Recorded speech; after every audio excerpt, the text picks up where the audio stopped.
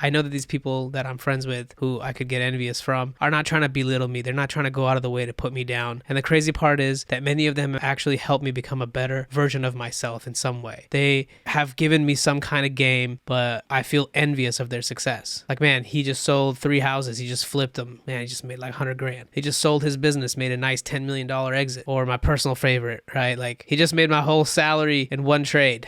Meanwhile, like, I don't make wins of that kind, right? So my envy is basically tied to my own fear of not having enough money to be able to support and provide, not just for my family. Like, I'm already doing that and I'm doing that well, but for me to be able to like support my own competitiveness, right? For me to be able to do the things that I want to also do apart from just supporting my family. And I know I have my strengths, and that's why these friends of mine who are more successful than me in that arena of making money are my friends in the first place, because I have my strengths, but I somehow still can't help but feel envious of their success. And here's the thing. I don't believe that friends just create leverage financially. Most of my friends happen to be actually older than me, on average 12 years older than me. And my friends range from the youngest is like 20 and the oldest is 74. And so I have a lot of wisdom there between them. They're all successful in their own way. Most of them have a bigger house and are more financially free than me because they're on average 12 years older than me, you know? And I'm only 30 years old. I'm married now. I have a new baby, just for context, but I still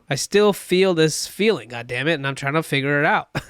So it really got me thinking more about this for myself, and I'm working on reframing why I feel envy for myself. It's so childish for me feeling sorry for myself that I don't have enough as them, that even though they're a friend, I should be proud of their success and cheering them on. And so why don't I feel that way? I don't want to run away from this feeling or suppress it, you know, just smoke more weed and then become more egotistic and like arrogant. But I don't also want to cut this person off who I consider to be my friend, who I feel this from. The thing is, right, if it continues to come up more and more times, I have to really learn how to manage my own emotions. But this is at least how I think about it, and you might choose to deal with it differently. So another perspective is, for example, I think it's perfectly okay to cut people off if interacting with them is making me toxic, because people have played different roles for different amount of time in my life, and it's important not to be afraid to cut someone off if it's getting really toxic, no matter how successful they are, no matter how cool and tight you were at one point in your life. The strange and crazy part is, I know that these people that I'm friends with who I could get envious from are not trying to belittle me. They're not trying to go out of the way to put me down. And the crazy part is that many of them have actually helped me become a better version of myself in some way. And I also understand that the world is not going to care if I think I deserve it. Like, I can be pissed off at the world all I want. That entitlement isn't going to work. And many of my friends have come from more adversity than me in some cases. So that entitlement doesn't really work. Like, oh, then what? I should have a worse off life so I can be more successful? Like, I don't understand. I have a pretty good life. So, but all I'm trying to say is that this jealousy, this envy, it's a very normal emotion, and it's okay to feel it. Like, I don't think it's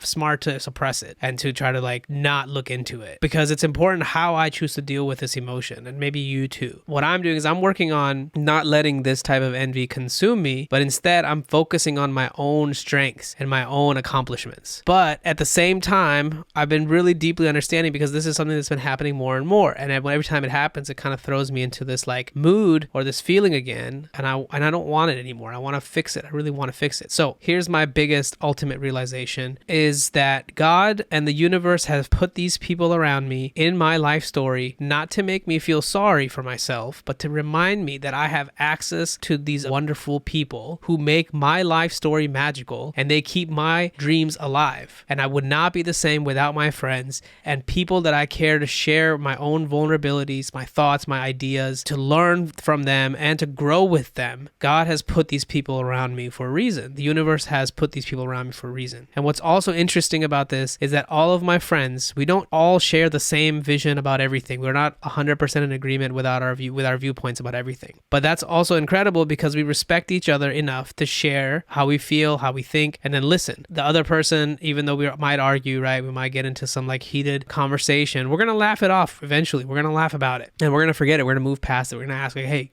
all right, this is great. Let's go eat something, you know, or whatever. So this is an ongoing process of growth for me. I've been working on it, and I feel like I've made some progress. And just because I've recorded this doesn't mean that I've started or solved this forever for myself. I'm pretty sure it's going to happen again and again, but it's important for me to know how to reframe this for myself so I can continue to grow from every time this happens, and not continue to feel shitty and let down in my own self, and not let that thing just keep me there. Okay. So if you listen this far, I can assume that you are also struggling with processing envy as an emotion. So I will say, if you see that social media, like being on the phone, is mainly what is triggering it, which I assume 99% of the time you're getting envious of someone on social media because you see what they've got going on, then consider taking a few weeks to a month or two hiding or unfollowing their content. And if this again keeps coming up for some reason or another, you feel envious because you saw something else, then I think it's time to look deeper. And again, I don't have the answers because I'm working on it, but these are some things that can definitely help you. So you can